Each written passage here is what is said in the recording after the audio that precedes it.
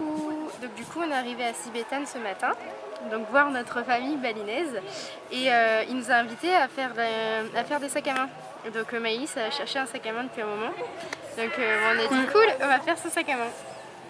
Donc là, on est en pleine confection du sac à main. Donc, regardez.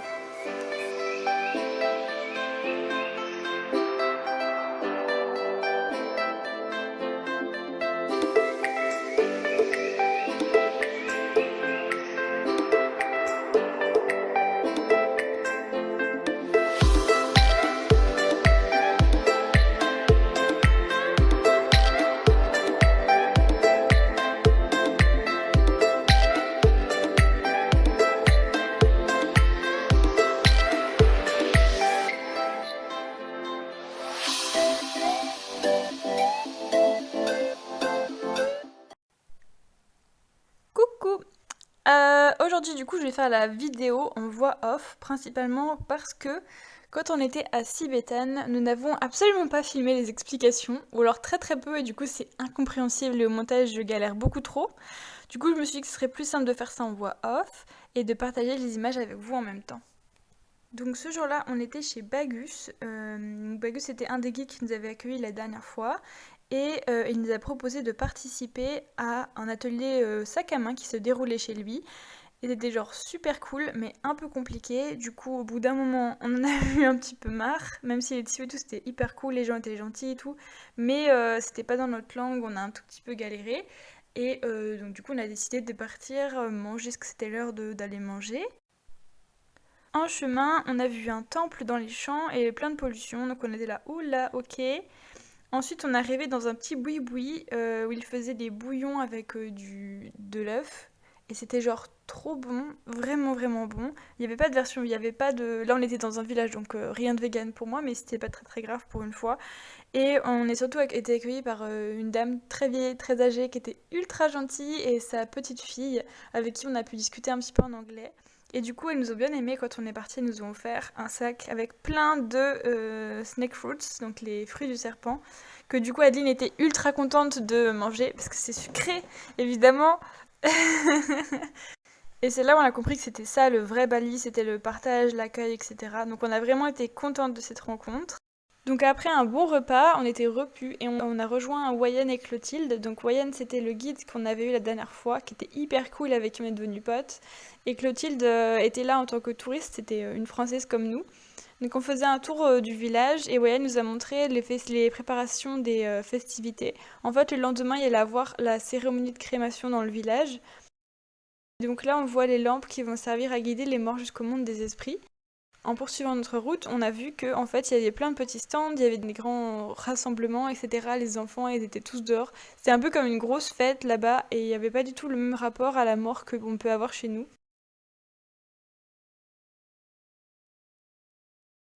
On a continué notre route jusqu'aux rizières et là, Waya nous a montré l'organisation du village pour les plantations.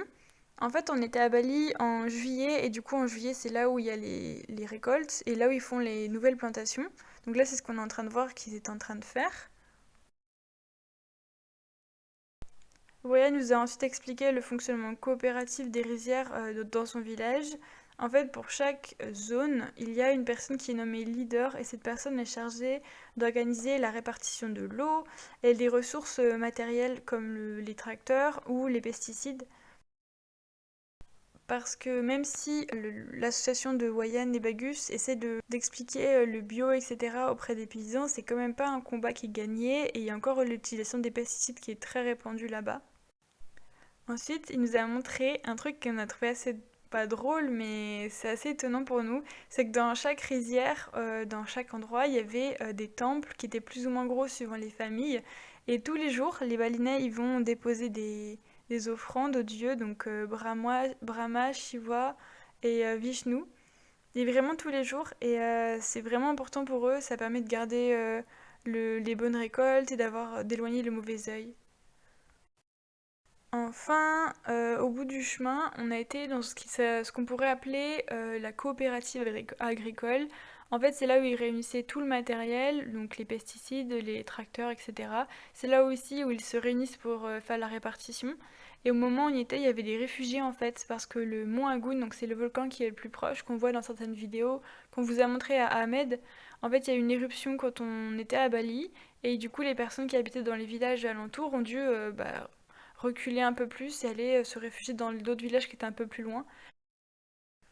En fait, ça nous a fait un peu bizarre, enfin en tout cas moi, parce que c'était vraiment... il y avait tout un système de coopération entre les agriculteurs pour que ce soit le plus équitable possible, malgré qu'il y en a qui aient plus de terre que les autres. Et je trouvais ça intéressant parce qu'ils partageaient aussi les outils, les endroits où stocker et tout ça. Et ça m'a rappelé un peu ce que ma grand-mère me disait à propos de l'agriculture de son temps, on va dire. Et voilà, donc je trouvais ça intéressant de voir ça et de voir que il y a la solidarité et le partage est encore d'actualité dans certains pays et ça c'est cool. Bon après on n'a pas pu échapper mais on a fait un peu notre touriste avec Clotilde et on a dû mettre la main à la pâte et essayer de planter un peu le riz et c'était vraiment un peu un carnage, Adeline s'est bien foutue de ma gueule. Mais bon, c'était assez drôle à faire. Donc après les rizières, on est allé vers les plantations de salac. Donc les salacs, c'est le fruit dont on vous parle depuis le début. C'est le fruit du serpent. En fait, les arbres, ils sont ultra piquants. Il y a des grandes tiges piquantes et c'est assez dur de récupérer les fruits. Mais bon, ça n'a pas fait peur à Adeline, visiblement, qui s'est risquée à en cueillir un. Ensuite, on a croisé son père qui était parti chercher du jus de palme. En fait, au niveau des palmiers, ils plantent un petit trou, enfin, ils font des petits trous et ils mettent des bidons comme ça. Ils peuvent récupérer la sève, je pense que c'est la sève, si j'ai bien compris, de l'arbre, et avec le liquide qu'ils récupèrent, ils peuvent faire de l'alcool. Il est en train de grimper avec une toute petite échelle. On n'a pas trop le vertige avec Adeline, mais là on faisait pas trop les malines quand même. Le résultat est pas ultra appétissant, hein. On a continué à suivre Voyane jusqu'à sa petite maison, où il nous a présenté sa famille et c'était vraiment un chouette moment. On a passé un petit peu de temps avec ses enfants et sa femme. Ils nous ont fait goûter des bonbons locaux et c'était vraiment un bon moment de voir sa famille, etc. Et c'était vraiment très très chaleureux et très gentil. Et puis il est venu le moment de repartir. Du coup, sur la route, on a vu tous les préparatifs qui étaient en train de se faire pour la cérémonie du lendemain, la cérémonie de crémation. Et là, on va voir Adeline toute contente de nous raconter sa journée, etc. Mais à ce moment-là, elle ne sait pas encore que elle est dans la merde. Et je vous laisse avec elle pour qu'elle vous raconte.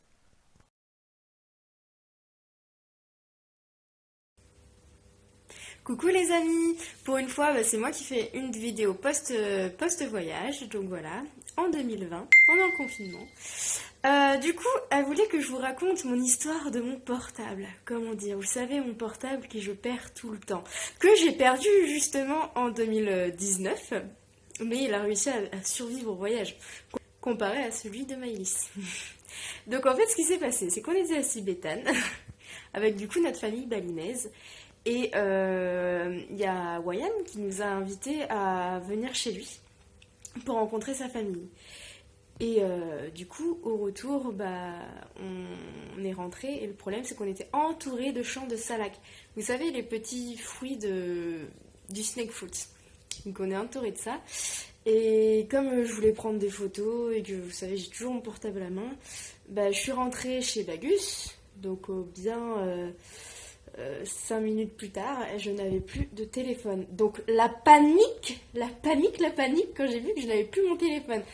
Donc j'ai commencé à ne pas paniquer, pas facile, à faire comprendre à tout le monde, mais c'est pas grave, c'est qu'un téléphone et tout. Alors ils ont pas du tout apprécié, parce que comment dire que les téléphones là-bas, quand ça coûte 200 € chez nous, 200 €, c'est énorme pour eux.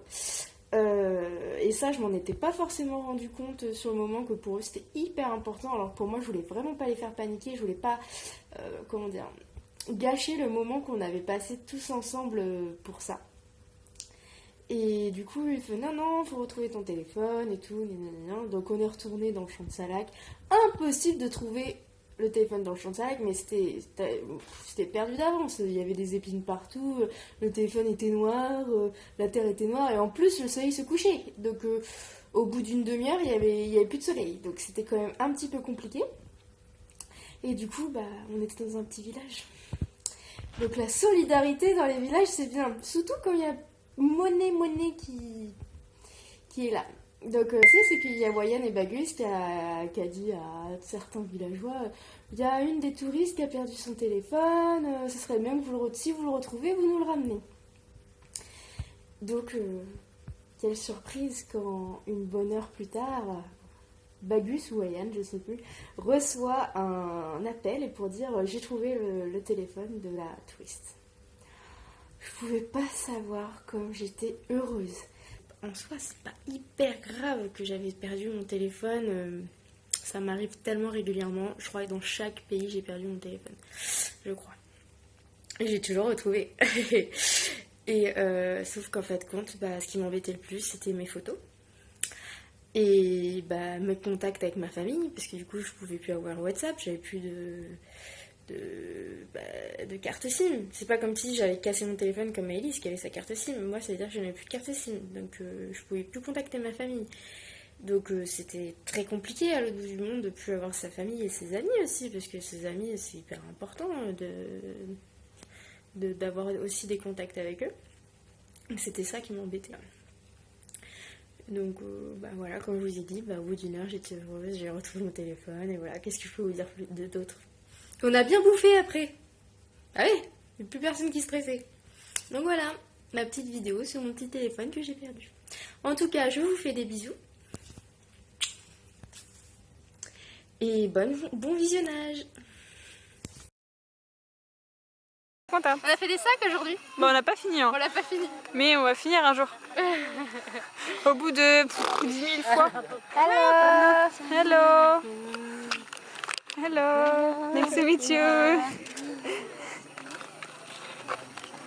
Et du coup, tu finis? Et du coup, là, on va faire cuire des patates. On va faire un barbecue. Voilà. Excusez-moi, mais le problème, c'est que moi et mon anglais, vous savez comment c'est difficile. J'espère qu'au bout d'un an, je serai bien. Maëlys fait une sale tête derrière, un peu chier. Mais non, mais tu deviens pas bilingue en un an. Enfin si, mais dans un pays qui parle que anglais. Bon, j'espère que dans un an, je parlerai mieux anglais. Ça c'est sûr par contre. Le soir, c'est un moment assez particulier et assez doux. En fait, on a été accueillis par Bagus et ce soir-là, il avait invité donc Wayan et un ami à lui. Et on s'est tous rejoints pour manger tous ensemble un barbecue. Avec la femme de Bagus, on a été cuisiner. Donc je vais mettre la recette tout de suite avec elle. Donc là, elle est en train de mixer. Donc il y a gisang, du curcuma et garlic, c'est l'ail. Je crois que c'est tout. Mais en fait, c'est les racines directement et après, elle fait une bouillie avec. Et là. Ah, je suis passée. Oui, ok. Et là, on a fait cuire des patates là-dedans. Et là, après, on va faire cuire du tempeh et du tofu pour ce midi. Pour ce soir, pardon.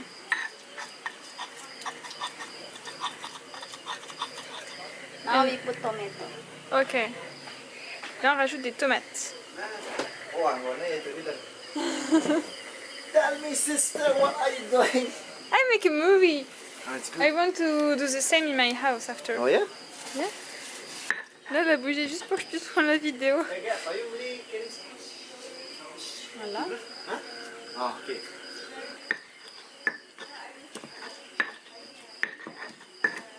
I think we need more salt. Ah. Ah oui, au début, elle a mis du sel aussi. Et là, elle rajoute du sucre. Garlic and The other one. one more. Ginseng. Yeah. Okay. Good. Very good. So good. J'avais peur que ça soit épicé. Mais... And after you cook it? Yeah, I fried. Ouais, dans la panne. Fry, okay. Fried with the coconut oil. Okay. Ah. Not with this oil. This oil is not good for sauce. Okay. Only for frying. Yes, okay. So I use the organic one. I buy from the farmer who make this oil. Okay. So he has Donc elle a acheté dans une ferme écolo. coconut garden, and then they make oil from the Qui coconut. font de l'huile de coco. Smell like this. Do they make sugar as well? Yeah, I put sugar and palm sugar. I can smell? You forget to put the video about Portugal. Yes. Yeah, you can smell it. This is the organic one, so I fried it milk with it smell. The smell is special. It's different if you use the oil. Ok. So I use this for. Donc après elle a mis là-dedans, elle a mis de l'huile de coco, elle a fait revenir. Et après ça donne une petite sauce comme ça. Hop là! On voit pas très bien parce qu'il fait noir mais comme ça.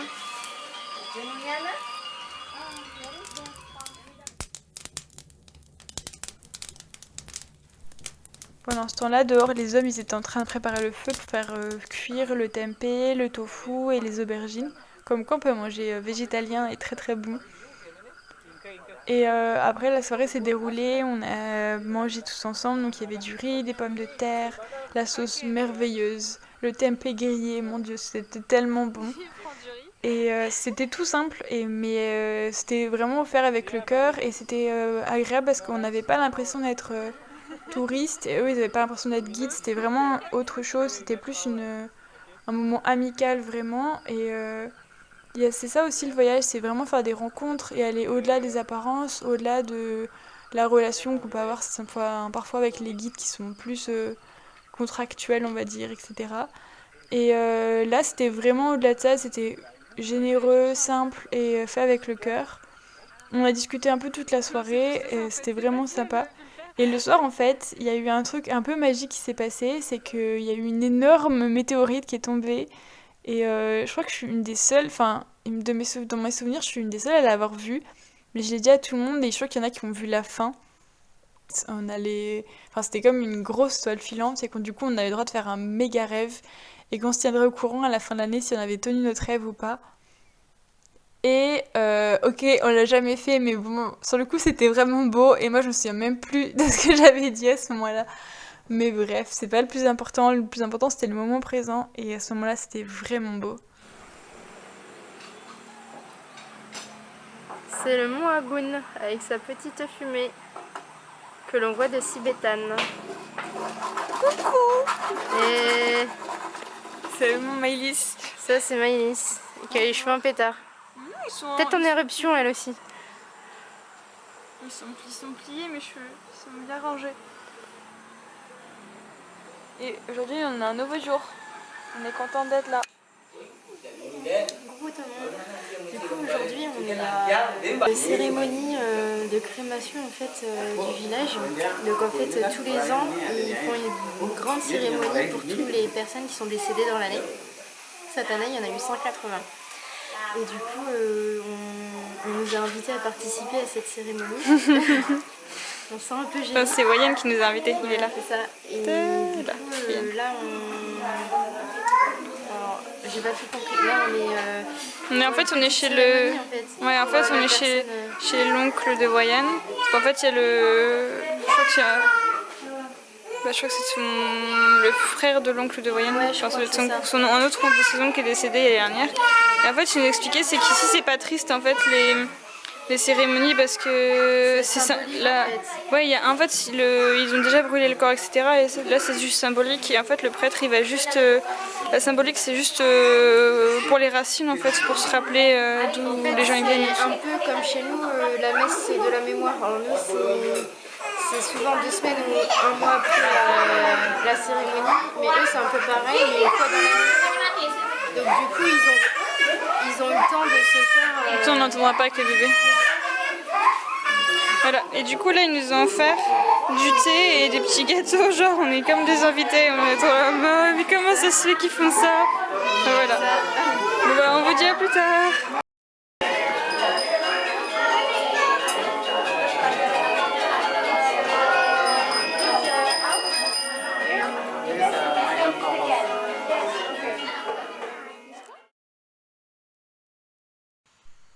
Comme la cérémonie était privée, on n'a pas vraiment filmé, donc je mets juste un tout petit bout et après on passe à ce qu'on a vu juste avant d'arriver chez Wayenne. En fait, dans le village, il y avait un défilé avec des structures qui étaient assez impressionnantes et les personnes en fait se réunissaient par famille, emmenaient des objets, etc. qui avaient appartenu aux défunts.